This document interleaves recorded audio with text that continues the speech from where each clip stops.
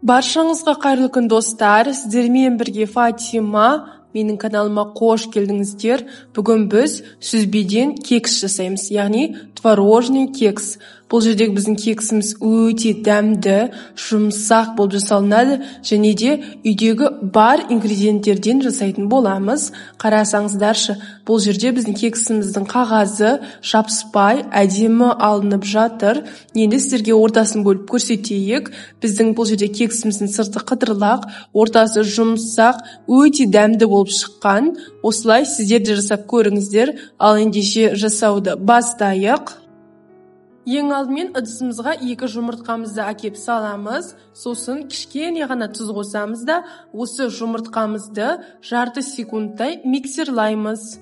Кішкене көпіргенше миксерлауымыз қажет. Мінекей, бұл жерде жұмыртқамыз көпірген соң, ендігі кезекте 180 грамм шекерімізді қосамыз. Мен бұл жерде шекерді 2 бөлікке бөліп барып қостым. 1 бөлігін қосып, жарты секундтай араластырамыз да, сосын барып екінші бөлігін қосамыз. Достар, осы жұмыртқамен шекерді мен шамамен 10 минуттай тоқтатпай миксерладым. Бұл жерде біздің жұмыртқамыз 2-3 есе ағару қажет. Мінекей, мына видеодағыдай, осылай жұмыртқаларыңыз ағарса, онда дайын болды деген сөз.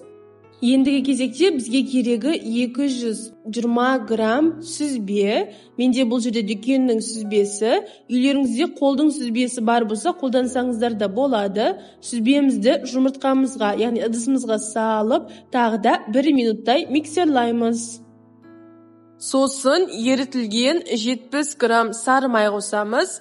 Бұл жерде пісте май немесе зәйтүн май қоссаңыздар да болады.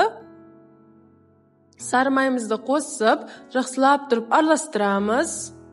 Келесі кезекте ұнның кезегі. Мен бұл жерде барлығы 180 грамм ұн қостым. Және де ұнды 2 бөлікке бөліп барып қосамыз, достар. 1 бөлігін қосып, електен өткізіп алған соң, 1 шай қасық толық қопсытқыш қосамыз да араластырамыз.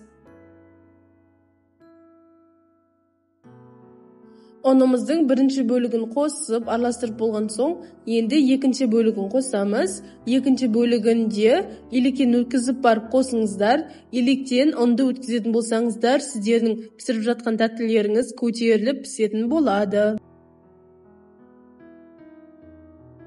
Мінекей достар, біздің сүзбелі кексіміздің қамыры дайын болды. Осылай сіздердің қамырларыңыз қою болу қажет. Ал енді осы қамырымызды кекс пісіретін формамызға салайық. Менде осындай кекс пісіретін форма бар. Осы формаға арнайы кекстің қағазын қойып, оның үстіне қамырымызды саламыз. Мен бұл жерде 1 ас қасық толтырып қамыр салдым.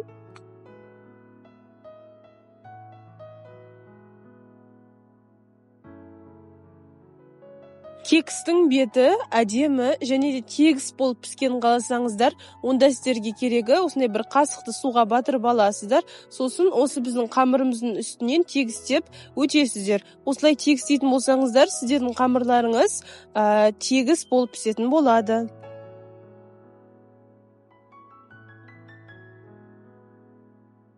Ал енді бұл жерде біздің кекстарымыз пісуге дайын болып тұр. Енді осы кексті қызып тұрған пеште 180 градуста 30-35 минут аралығында пісіреміз. Біздің кексіміз қызарып пісуі қажет. Менің кексім мына видеодағыдай осылай әдемі болып қызарып пісіп шығу үшін 35 минут бойы пісті. Пеште бұл кексті үсті және де асты деген функциясы бар ғой, соған қойып тұрып пісіреміз. Мінекей достар, біздің көптен күткен сүзбелі кексіміз дайын болды. Қарасаңыздаршы, бұл жерде кекстің қағазы жабыспай алынып жатыр. Кексіміз өте дәмді болып шыққан. Арасына сүзбе қосылғаны білінбейді да. Сіздер осы кексті міндетті түрде жасап көріңіздер. Сіздермен болған Фатима. Каналыма тіркеліп, лайк басып, комментарий жазуды ұмытпаңыздар.